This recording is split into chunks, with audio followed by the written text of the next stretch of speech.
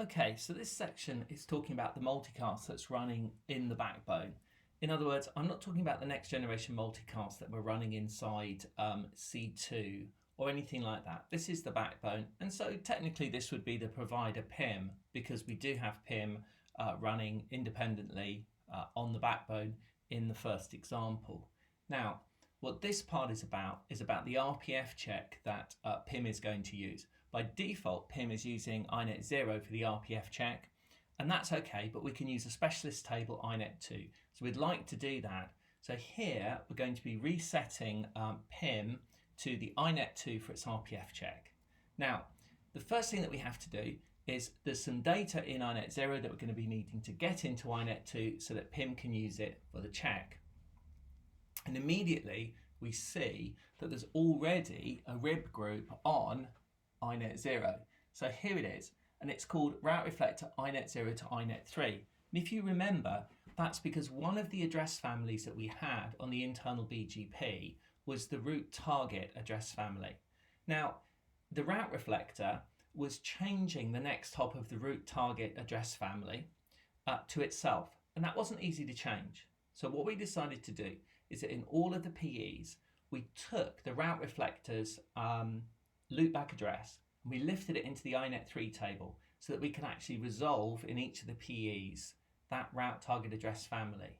And that's why this rib group is called route reflector INET0 to INET3, because we place this onto the INET0 table in all of the PEs to lift that particular loopback into the INET3. And also, if you remember, there was a restriction on that actually stated inside the policy statement that it would only be coming from INET0 to INET3.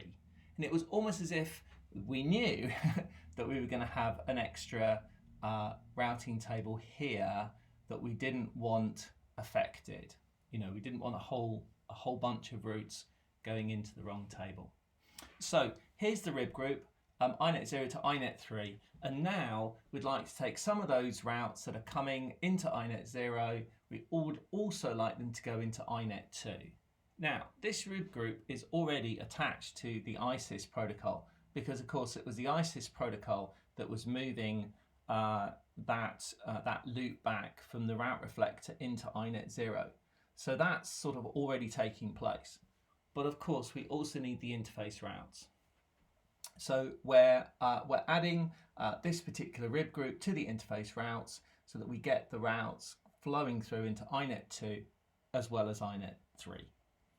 Okay, so that's the first section here and why we're in that position. Now, the next thing that we need to do is we need to take this INET2 data and we need to put that into this rib, which we're going to call MCAS rib. This one's slightly different. The command is structured like this because, of course, normally whatever route is placed in the first table would also be placed in the second and the third, etc. So it's not taking the route out of INET0, it's whatever protocol is filling it will also fill the following ones.